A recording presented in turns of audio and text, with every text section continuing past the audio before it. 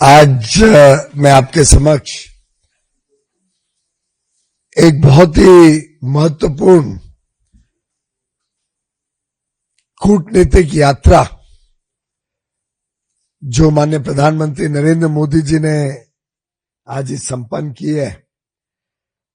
5 देशों में 5 दिन में जिस प्रकार से भारत छाया हुआ था, जिस प्रकार से 5 देश में गर्मजोशी के साथ माननीय प्रधानमंत्री जी का स्वागत हुआ, अलग अलग कार्यक्रम हुए, मूल भारत के लोगों ने उनका सम्मान किया। 3 अंतर्राष्ट्रीय स्तर के सम्मान भारत को मिले। माननीय प्रधानमंत्री जी को 2 देशों ने और फूड एंड एग्रीकल्चर ऑर्गेनाइजेशन ने, FAO ने सम्मानित किया। एक प्रकार से 5 देश 5 दिन, लेकिन एक स्पष्ट संदेश, भारत विश्व पटल पर बड़ी मजबूती के साथ आज खड़ा है। विश्व भारत को सम्मान और विश्वास के साथ देखता है। माननीय प्रधानमंत्री नरेंद्र मोदी जी के नेतृत्व को भारत ने तो स्वीकार किया ही है, आज पूरा विश्व प्रधानमंत्री जी के नेतृत्व को आदर सम्मान के साथ, विश्वास के साथ, बड़ी उम्मीदों के साथ देखता है, सम्मान करता है। मित्रों, ये सिर्फ एक अंतर्राष्ट्रीय यात्रा डिप्लोमैटिक पॉलिटिकल स्टेज पर नहीं थी। इसने बड़े परिणाम भारत के भविष्य के लिए उत्पन्न करे।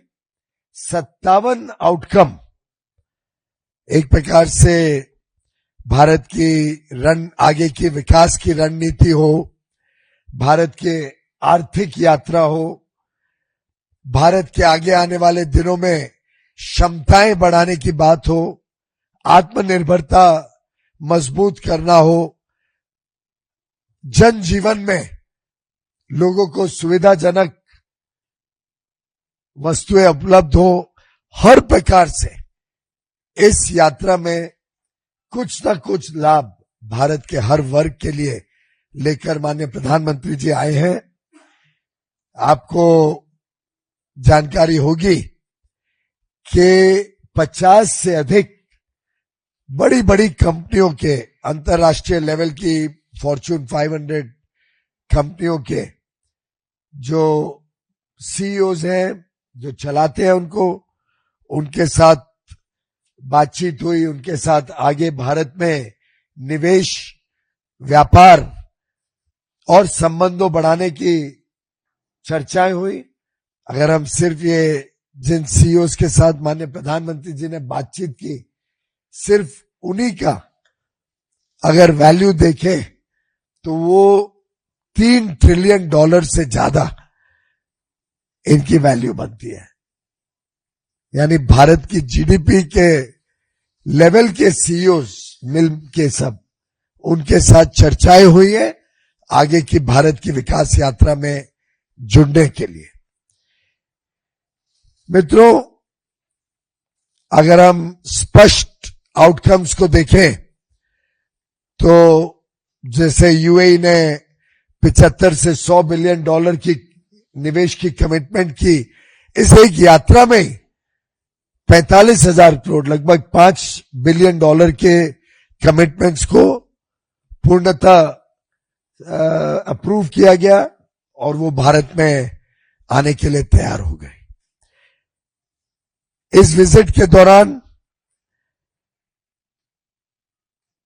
जीवन के हर पहलू को छूने वाले विषयों के ऊपर काम हुआ, जैसे कि आर्टिफिशियल इंटेलिजेंस और सेमीकंडक्टर मिशन, जिसमें भारत तेजी से आगे बढ़ रहा है, हमारी ऊर्जा सुरक्षा, एनर्जी सिक्योरिटी, हमारी डिफेंस रिक्वायरमेंट्स, डिफेंस पार्टनरशिप्स, निवेश, अंतर्राष्ट्रीय व्यापार, निर्यात को और प्रोत्साहन देना, भारत में एलपीजी उपलब्ध हो और हर एक घर तक हम एलपीजी पर्याप्त पहुंचा पाए, उसको सुरक्षित करने की यूएई के साथ जो करार किया गया है, जो भारत में स्ट्रेटेजिक पेट्रोलियम रिजर्व्स एसपीआर को बढ़ाने के लिए 30 मिलियन टन का स्ट्रेटेजिक रिजर्व बढ़े, उसमें यूएई की साझेदारी, टाटा इलेक्ट्रॉनिक्स और एएसएमएल जो विश्व की एक सेमीकंडक्टर इक्विपमेंट बनाने वाली एक बहुत ही नामी कंपनी है, उसके साथ जो पार्टनरशिप तय हुई, जिससे 300 सेमिकॉन फैब्स की फैक्ट्री भारत में बनाई जाएगी। एक प्रकार से अलग अलग क्षेत्रों में प्रधानमंत्री जी का जो व्यक्तित्व देश की जनता को सेवा करने का हम देखते हैं, वो सामने आया। उनका नेतृत्व विश्व पटल पर लोगों ने देखा। आज पूरा विश्व भारत को एक विश्वसनीय ट्रस्टेड पार्टनर के रूप में देखता है। आज पूरा विश्व भारत को एक प्रिफर्ड ग्लोबल डेस्टिनेशन के रूप में भी देख रहा है। और मैं समझता हूं कि ये सिर्फ एक संजोग नहीं है, पर सोची समझी रणनीति है कि जो 5 देश में माननीय प्रधानमंत्री जी गए, ये हमारे 3 अलग अलग फ्री ट्रेड एग्रीमेंट्स, यूएई के साथ हमारा फ्री ट्रेड एग्रीमेंट हुआ,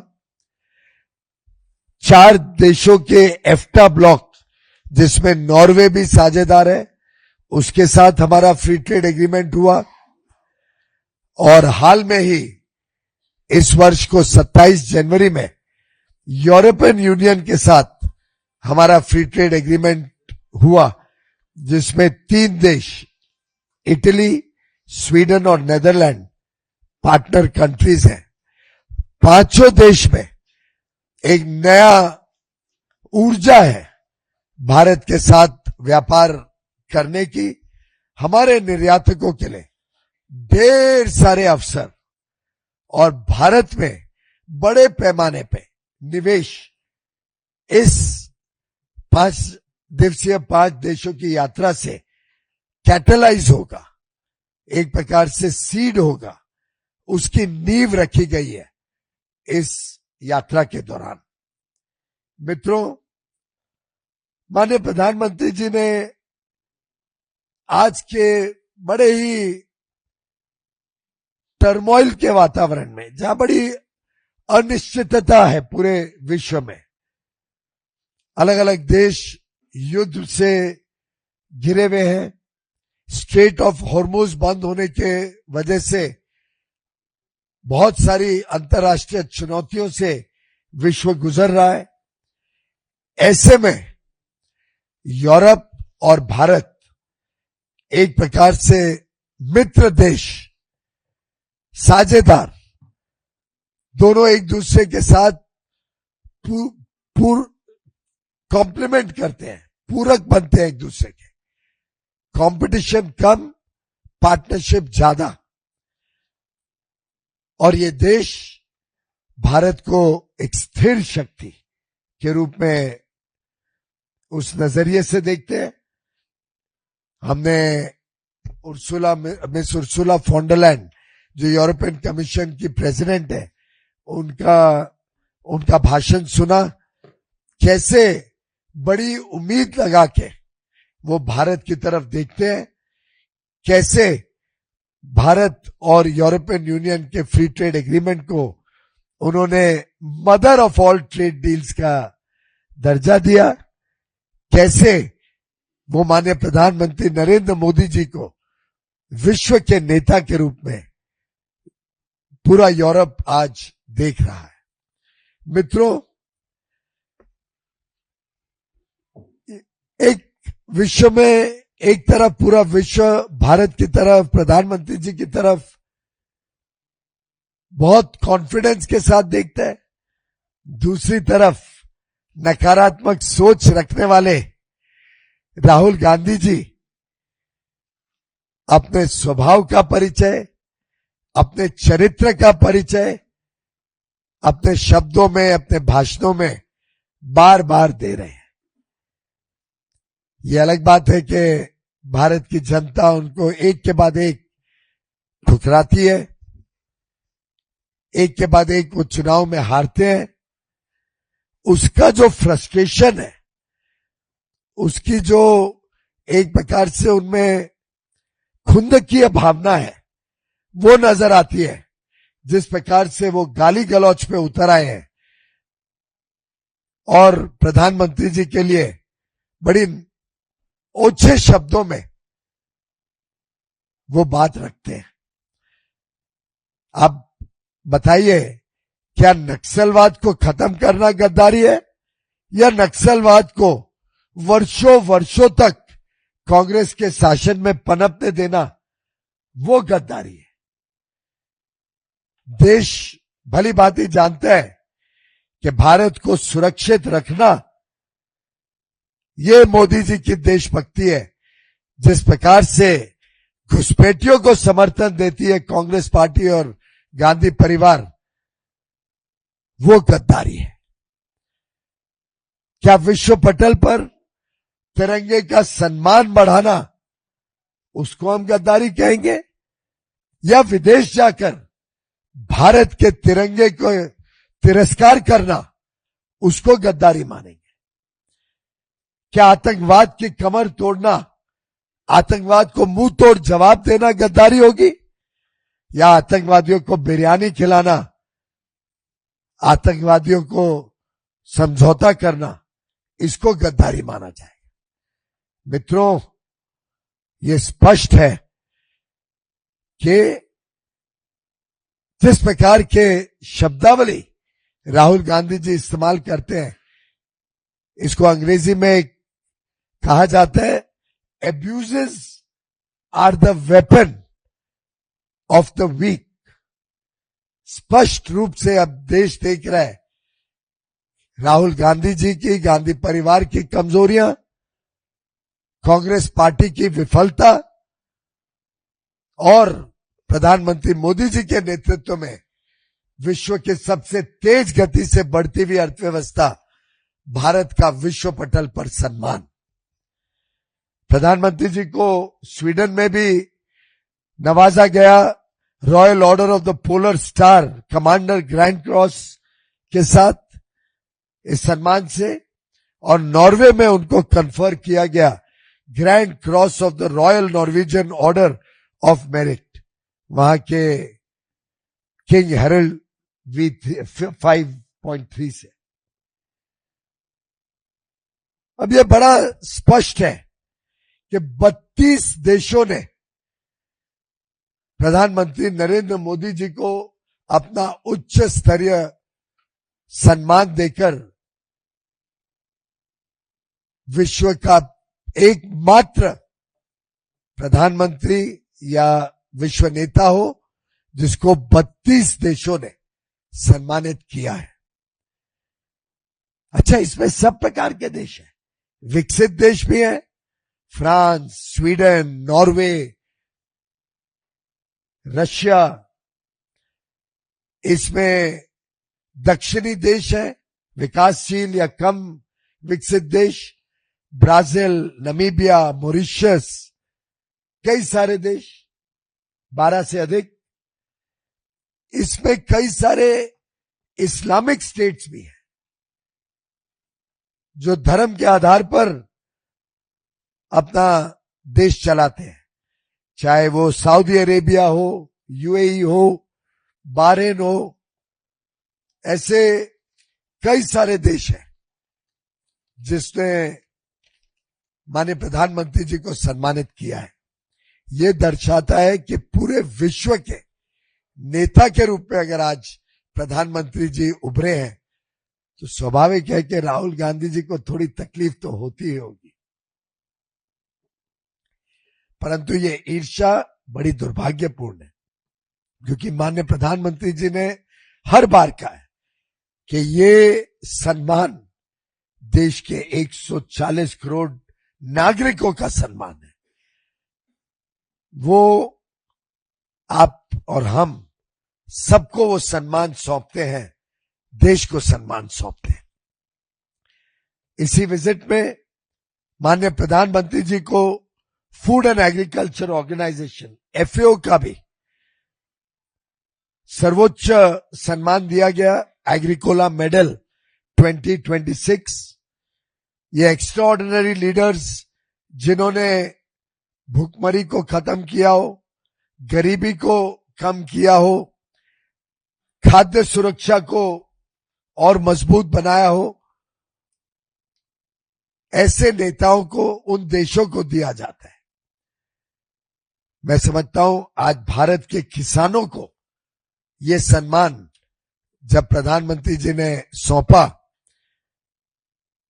ये भारत के अन्नदाता, भारत के मछुआरे, भारत के पशुपालक, ये भारत के जो कृषि वैज्ञानिक हैं, उनको जो समर्पित किया गया है ये फूड एंड एग्रीकल्चर ऑर्गेनाइजेशन द्वारा अवार्ड, ये दर्शाता है कि जब नेतृत्व संवेदनशील हो, जब नेतृत्व चिंता करे ग्रामीण विकास की, जब नेतृत्व अपनी G20 की अध्यक्षता में भी किसानों और मछुआरों की बात रखे, जब नेतृत्व वर्ल्ड ट्रेड ऑर्गेनाइजेशन में हमारे किसानों, हमारे मछुआरों, हमारे पशुपालकों को सुरक्षित रखे, जब नेतृत्व अपने हर फ्री ट्रेड एग्रीमेंट में यह सुरक्षित रखे कि किसानों को, पशुपालकों को, मछुआरों को नए अवसर मिले, कोई नुकसान ना हो, तभी वो देश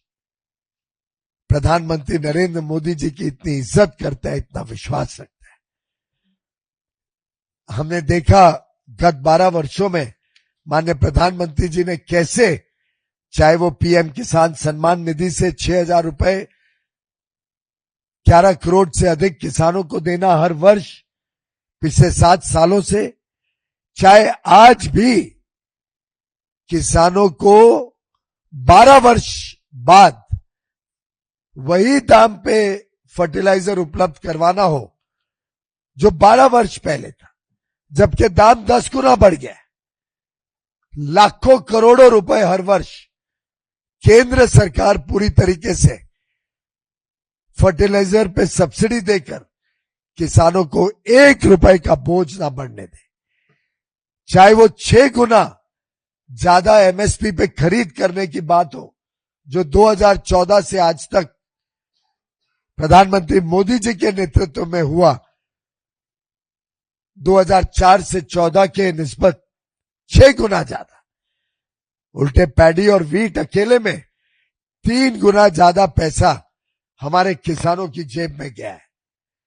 4 से 14 के बीच 6 लाख करोड़ की खरीद हुई, 14 से 24 के बीच 18 लाख करोड़ रुपए किसानों की जेब में दिए, मात्र पैडी और वीट अकेले में।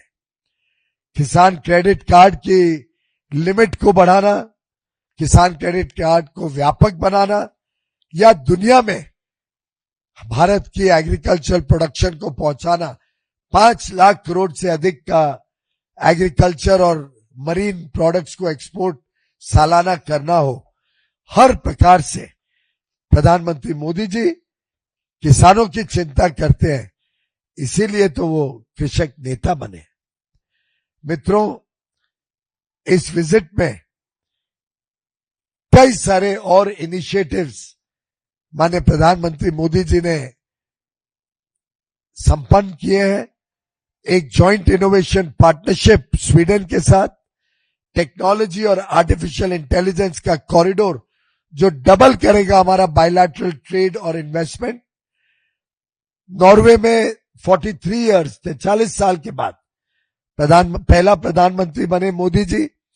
वहां पे जो हमने $100 बिलियन यानी लगभग 10 लाख करोड़ का निवेश उन 4 देशों से, एफ्टा के 4 देशों से आना है, और लाखों नौकरियां, लाखों रोजगार के अवसर हमारे युवा युवतियों को मिलने जा रहे हैं। उसको और बल दिया। साथ ही साथ ग्रीन स्ट्रेटेजिक पार्टनरशिप नॉर्वे के साथ फाइनलाइज हुई।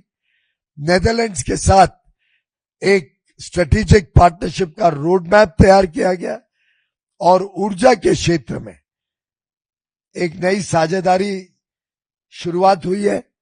साथ ही साथ चोला कॉपर प्लेट्स 11वीं सदी के प्रधानमंत्री जी के साथ वापस आए हैं। इटली में एक स्पेशल स्ट्रेटेजिक पार्टनरशिप तैयार हुई है जिसमें क्रिटिकल मिनरल्स भी है। एक भारत में इनोवेशन सेंटर बनेगा। साथ ही साथ डिफेंस को प्रोडक्शन में इटली और भारत दोनों देशों की सुरक्षा को और तीव्र बनाएगा। मैरीटाइम ट्रांसपोर्ट और पोर्ट्स में भी इटली और भारत साथ में काम करेगा और भारत और इटली के बीच बायलैटरल ट्रेड और निवेश को हम नई गति देने जा रहे हैं। भारत की नर्सेस के लिए भी और हायर एजुकेशन में दुनिया भर से लोग भारत आए, इस पे भी एक करार किया गया है। यूनाइटेड अरब एमिरेट्स के साथ 30 मिलियन बैरल्स की स्ट्रेटेजिक पेट्रोलियम रिजर्व भारत में बनाई जाएगी। साथ ही साथ एलपीजी सप्लाई एग्रीमेंट जो करोड़ों उपभोक्ताओं को एलपीजी सुनिश्चित करेगा, सुरक्षित करेगा। मैं समझता हूं ये यात्रा सिर्फ डिप्लोमेसी नहीं थी, ये हर देशवासी के लिए कुछ ना कुछ कॉन्क्रीट आउटकम लेके आई है।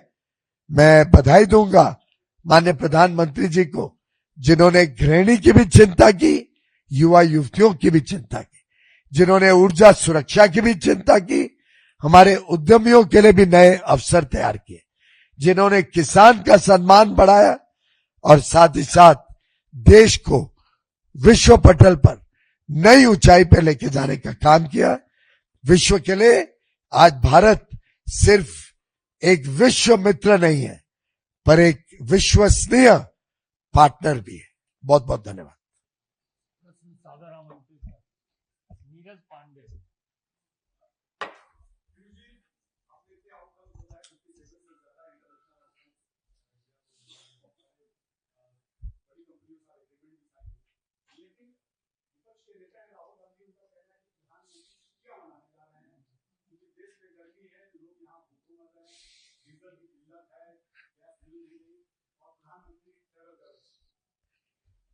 हम सब जानते हैं कि माननीय प्रधानमंत्री जी किस प्रकार से दिन रात एक करके देश की सेवा में जुटे हुए हैं।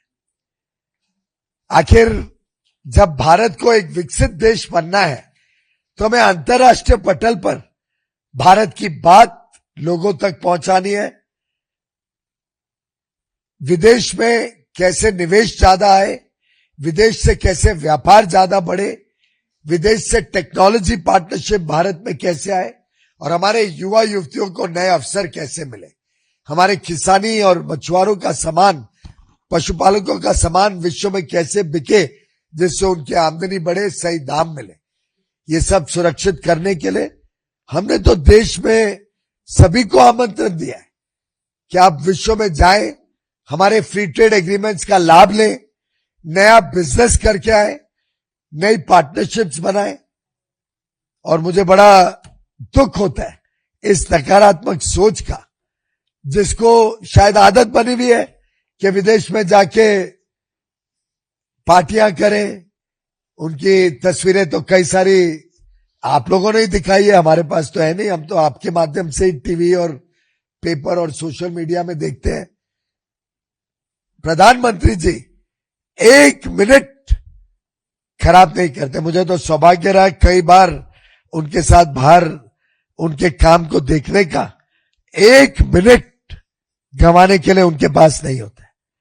हर मिनट का लाभ कैसे उठाया जाए, हर मौके को कैसे अवसर में बनाया जाए, हर बैठक को कैसे देशवासियों को लाभ पहुंचाना, इस उद्देश्य से आखिर आप देखिए कौन सा नेता या आज के पहले कौन सा मंत्री या प्रधानमंत्री या मुख्यमंत्री इतने छोटे समय में इतनी बड़ी उपलब्धियां, जो सोने का भी समय है वो शायद प्लेन में बिताना और सुबह से रात तक काम करना, ये एक रोल मॉडल है हम सबके लिए।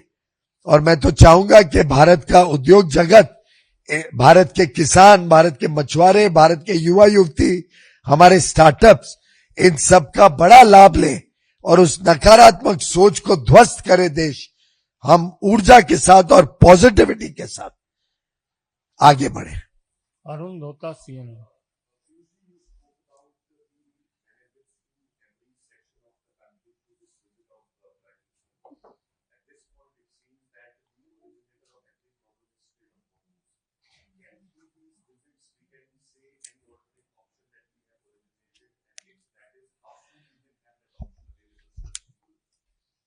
India today is a country that acts proactively, that thinks on its feet, and is always on the move to address global challenges, local challenges, and convert every crisis into an opportunity. As soon as the signals of war were evident, India immediately started finalizing newer trade routes, tying up newer partnerships in the energy front, finalizing agreements with other countries, bypassing the Strait of Hormuz and getting petroleum products, crude, LPG, LNG from a more diversified set of countries, because of which, while many of our neighbors, almost all developing or less developed countries, have experienced massive disruption in their supply chains, have seen energy crisis, have seen energy prices soaring through the roof, have seen large queues at petrol pumps, are experiencing difficulty in getting gas availability. India remains an oasis in the desert. India remains one of those rare countries with limited means. We have been able to safeguard the interests of our businesses, of our citizens, of the common man. And every section of society has seen a government that is mitigating a lot of the potential woes, that is holding on to prices I just mentioned. Our farmers continue to get fertilizer at 12-year-old prices, whereas international prices have gone up by 10 times.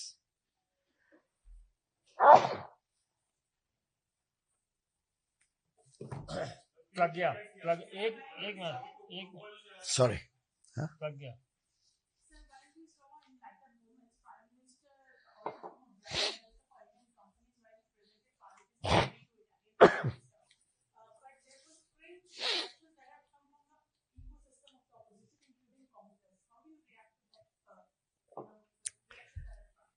मुझे लगता है कि विपक्ष शायद हमारे उद्योग जगत या हमारे निर्यातकों से कुछ या तो ईर्ष्या निकाल रहा है या दुश्मनी निकाल रहा है, जो ये समझ नहीं पा रहा है कि जब माननीय प्रधानमंत्री जी ओडीओपी प्रोडक्ट्स हो, हमारे कारीगरों का बनाया हुआ उत्पाद हो, हमारे हस्तशिल्पकारों का बनाई हुई वस्तुएं हो, हैंडीक्राफ्ट्स, हैंडलूम्स, एमएसएमई सेक्टर में बनाई हुई चीजें भारत की ताकत को विश्व में पेश करते हैं, तो उससे कैसे दुनिया को समझ में आता है कि भारत में कितनी क्षमताएं हैं। अब कई बार हम भी जब जाते हैं या कोई विदेश से हमें मिलने आता है या माननीय प्रधानमंत्री जाते हैं, हम एक कॉफी का बॉक्स देते हैं, अलग अलग प्रकार की कॉफी, कोई दक्षिण में एक राज्य से है, कोई दूसरे राज्य से है, कोई नॉर्थ ईस्ट में बनी है। कई बार हम नीलगिरीज की चाय लेके जाते हैं या आसाम या दार्जिलिंग में बनी हुई चाय लोगों को पेश करते हैं। मुरादाबाद का ब्रासवेयर हो या ओडिशा का बनाया हुआ कोई कपड़ा हो, आसाम का गमछा हो या कश्मीर की पश्मीना शॉल हो, अलग अलग चीजें भारत को डिफाइन करती है। क्या इससे हमारे किसानों का प्रोडक्ट नहीं बिकेगा ज्यादा? अगर हम कोई लैब ग्रोन डायमंड किसी को देते हैं और उसके बाद देखते हैं कितने बड़े विस्तार होता है भारत में बने हुए लैब ग्रोन डायमंड्स का, कि आज पूरे विश्व में हजारों करोड़ के लैब ग्रोन डायमंड्स भारत से बन के एक्सपोर्ट होते हैं। जो आईआईटी मद्रास में अब नई टेक्नोलॉजी से लैब ग्रोन डायमंड्स भारत में नवाचार बन रहे हैं, जिससे और ऊर्जा मिलेगी इस क्षेत्र को। क्या उससे हमारे एमएसएमई और हमारे कामगार और कारीगरों को नए अवसर नहीं मिलते? मैं समझता हूं जो पशुपालक दूध का उत्पाद करते हैं, जब वो दूध का उत्पाद करके जो हमारे किसान कोको का उत्पाद करते हैं, ये सब विश्व में फूड प्रोसेस करके जब विश्व में पेश होता है और विश्व में लोगों को ध्यान आता है कि भारत भी आज विश्व स्तरीय प्रोडक्ट्स बनाते हैं, विश्व स्तरीय खाने पीने का सामान बनाते हैं, तो हमारे लिए तो बड़े गर्व की बात है। उसको क्या हमें सेलिब्रेट करना चाहिए या विपक्ष के इस छोटे मोटे ओछे डायलॉग और व्यंग के प्रभावित होना चाहिए? ये देशवासियों के सामने एक सवाल है और मुझे पूरा विश्वास है देशवासी भली बात ही समझते हैं कि भारत का कॉन्फिडेंस, भारत का आत्मविश्वास बढ़ाने वाला काम जो माननीय प्रधानमंत्री जी कर रहे हैं, देश उसके साथ खड़ा है।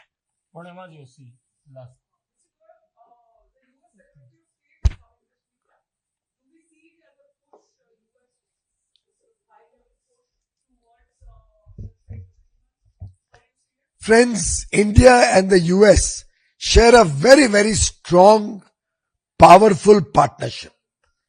We are both friends. We are both consequential and important trading partners.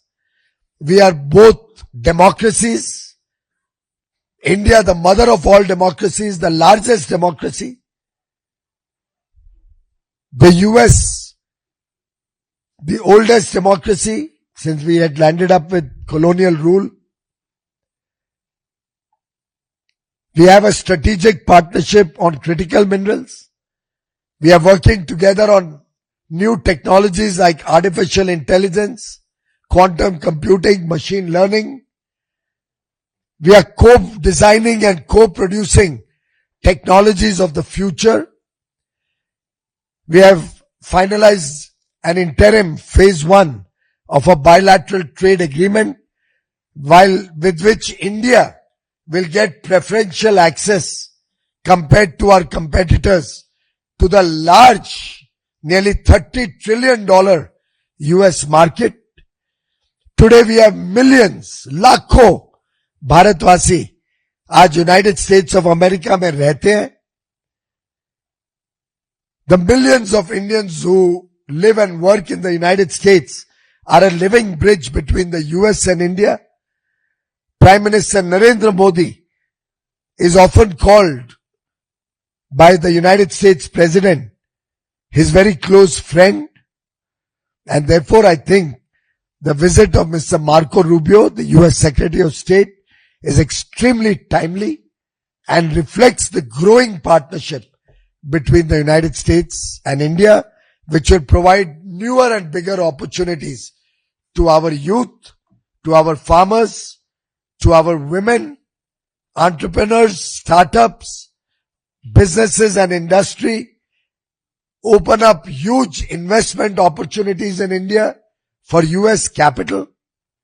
In fact, in the last 6 months alone, we have heard big announcements aggregating more than $60 billion.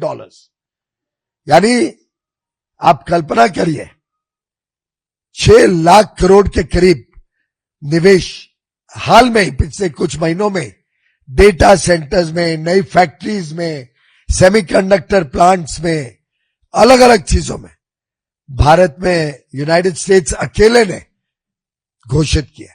यह है भारत का आज आकर्षण. That is why we are called the trusted partner of the world.